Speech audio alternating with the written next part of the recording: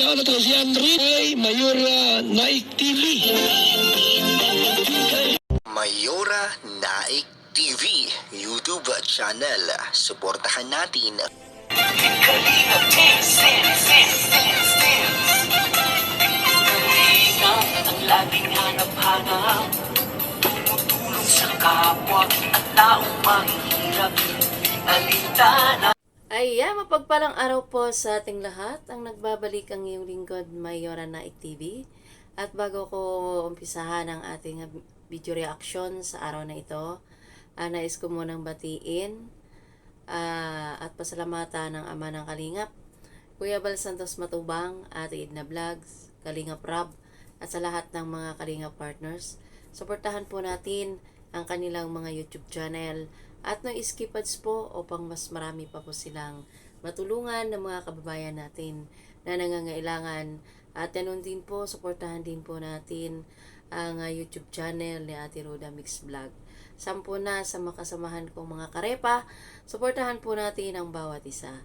At ngayon nga po ay hindi na po tayo magtatagal, ay bibigyan natin ng kaunting reaction kung saan unang nag-date ang Dan Joy, si Joy at si Papa Dan.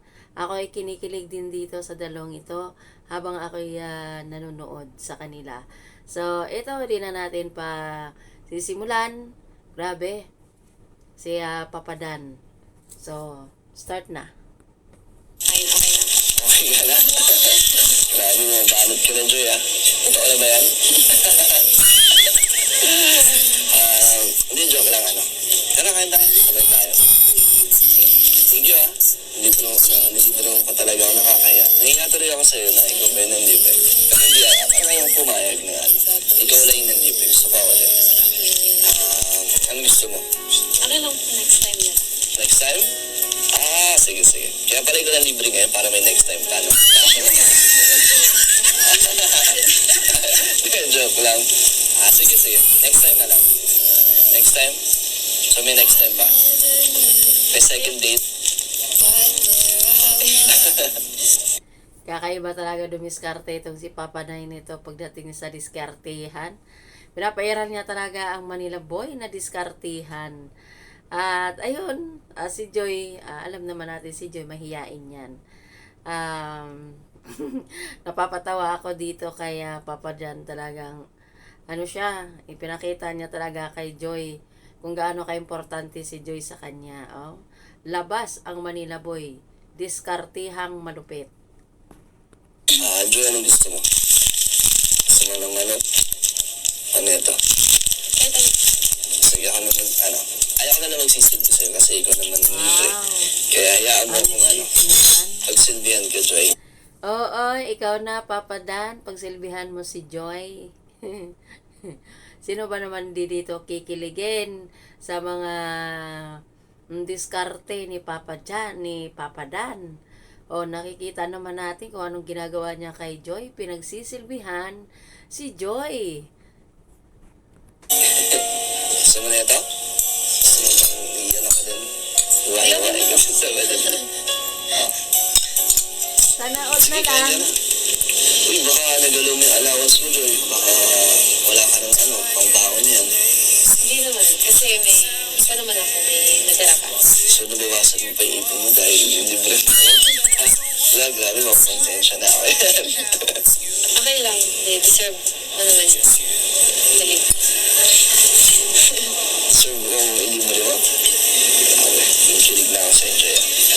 Paunti-unti bumabanat ka niya na. Grabe. Paano ko kain yan, Joy? Busog na ako sa mga sinasabi mo pa lang. Hindi ako kakakain yan.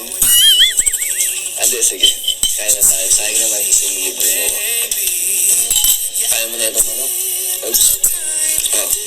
Siyempre, order mo ito. Dapat meron ka din. Kumain ka lang, kasi kailangan mo lagi ng lakas. Kahit na nandun ka lang sa apartment mo, diba lagi ka nagpupuyat? Kasi diba, nag-review kayo lagi. Gaano oras ka ba nag-aaral? Ano mo, minsan po, di kami natutulog. Hindi ka natutulog? As in straight? Pag-diretso sa school? Pag, ano po, katulad ng nakaraan, exam, kailangan pong Paano nila natatandaan yung mga nireview mo kung wala kang tulog? Buti kaya niya pa. Kaya man po, nag-ano man kami. Mas nag-guess ko namin pag situational po kami nagtatanong din kami. Ang hirap naman yan. Dapat nagagatas ka o nagbabitamins ka para syempre kailangan mo ng lakas. Mamaya magkasakit ka niyan. Wala, di ka ba naman nakakaramdam ng ano? Hindi ko naman. Kasi nabawi naman pagkatapos. Ang sarap naman libre mo, Joy. Thank you, ha. Ganito pa na yung feeling na nililibre. Mas ramdam mo yung pagkain. Tapos, kasama ka pa. Kaya talagang ano, masarap. Pwede ka, ko Papa Dan, ikaw talaga oh. Nahihiya tuloy sa'yo si Joy. Wala nang masabi sa'yo si Joy kundi ngiti na lang, nakatitig na lang sa iyo. Oh. Yung pagkain. Busog ka ba? Kayo po, nabusog ka? Oo naman. Sarap na eh. Busog na busog ako kasama ka. Sana maulit-ulit. Ay, di ba next time ako naman yung manilibre? Di ba? So, next time pa. Okay lang ba sa'yo? Okay lang. Promise? Hindi ka naman napipilitan. Hindi lang. Ano pala, Joy? Gusto ko sabihin sa'yo. Since, siguro ito yung, tamang lugar at tamang, oras. Kasi syempre, di ba first date naman natin. Mukhang yatang magpaparamdam na yata dito si Papa Dan sa kanyang naramdaman para kay Joy. Kaya si Joy, hindi mapakali si Joy sa kanyang upuan nang masabi ni Papa Dan na mayroon siyang sasabihin kay Joy. Alamin natin, mga kadan Joy, kung ano nga ba ang sasabihin ni Papa Dan dito sa ating dalaga na si Joy. Sige Joy, go ka lang Joy, huwag kang mahiya. Para lang malinaw din para sa'yo. Kasi baka mamaya, naguguluhan ka kung bakit naman lagi akong nangungulit sa'yo na makita ka pag Sabado, lumabas ka pag wala kang ginagawa. Lang. Siyempre, ano ba iniisip mo kung bakit? Ikaw muna, sagutin mo kung bakit. Anong mga naglalaro sa isipan? Actually, hindi ko rin alam. Kaya gusto din kitang tanong. Anong inaano? Na yung ano? Kung ano ba tayo? Kung anong ibig sabihin ng yung pangungulit ko sa'yo. Yun nga, gusto ko itang na nakakasama. And masaya ako pagkasama. Bukod kasi sa maganda ka, Joy, habang nakikilala kita, talaga. Ay nako Papa Dan, si Joy na-meet ko na yan ng personal. At wala akong masabi sa kagandahan ni Joy. Maganda, cute, maputi si Joy, makinis. Ay daig pa niyan ang anak mayaman. Si Joy sa totoo lang, na-meet ko dito yan sa Hong Kong si Joy. Napakabait ni Joy. Pangiti-ngiti lang yan sa iyo. Wala kang masabi dyan sa batang iyan. Grabe. Patunayan ko na mabait ka talaga. Talagang hindi ako na-disappoint habang nakikilala kita po unti-unti. Nakita ko yung sipag mo sa pag-aaral, yung kabutihan talaga ng puso mo. Siyempre yung loyalty mo kay Insan, kay Kuya Val, basta sa lahat, simula umpisa hanggang ngayon, di ba, talagang nandyan ka pa rin. Siyempre sa sobrang daming nangyari sa Kalingap, sa una, di ba, okay muna, and habang tumatagal, nagbabago yung ugali, parang mas nakikilala mo, pero ikaw, ikaw talaga yung Joy na nakilala namin simula una hanggang ngayon. Talagang hindi umalis kahit na ang daming ang daming masasamang at masasakit na nangyari sa'yo. Sa atin, di ba, yung mga nabuo yung ating love team, dami din natin mga dinaanan na mga tao, mga audio. Pero ito, dito pa rin tayo ngayon, mas matibay. Mas tumitibay. Tingin mo. Pero sa akin, mas naging matibay para sa akin. Kasi syempre, pinagpasan natin. At ano, masaya naman tayo. Ikaw, masaya ka naman. Masaya ka? Masaya ka sa akin. Ayun, dahil doon sa dami natin mga pinagdaanan, tapos magkarami naman tayo, di ba? Talagang kinaya natin, hindi ka bumitaw agad, di ba? Hindi ka naman bumitaw. Ayun, hindi ko naman sinakrush na pala kita. Yun yung sagot sa tanong mo kanina. Kung bakit? Kasi yun na. Gusto mo ulitin ko ba? Ikaw, ano ba? Ano masasabi mo? Ang dami kong sinabi. Ano bang masabi? Nabigla ka. Baka naman ilang ka kasi namin ko sa'yo na crush ka pa.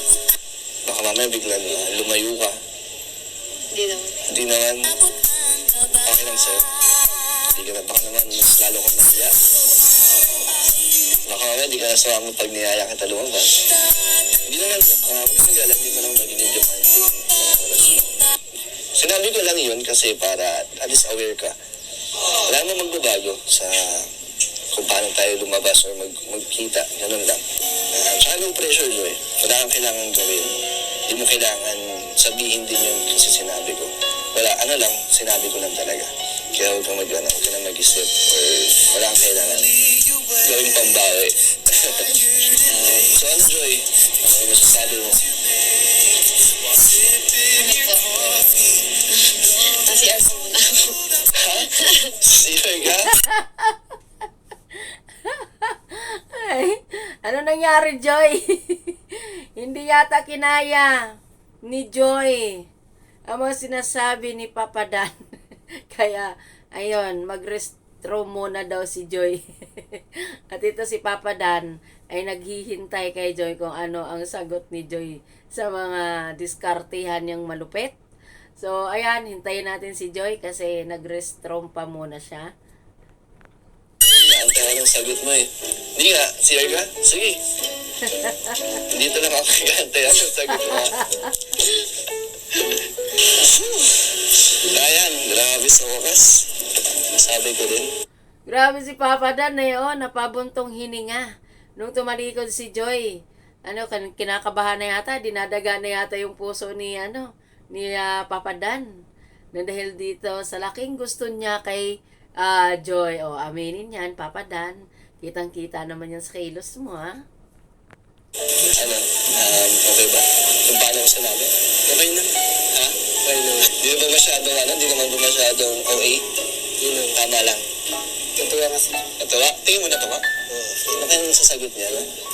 Antayin natin na siya. Antayin natin? Siya. Ayan. Dumating na si Joy. Okay ka na? Parang tagal mo naman, Joy. Parang pinag-isipan mo yata yung sasabihin mo. So, okay ka lang? Okay lang. Baka magbago ka sa pag-amin ko sa'yo. Hindi naman. Wala kang gusto aminin? Wala.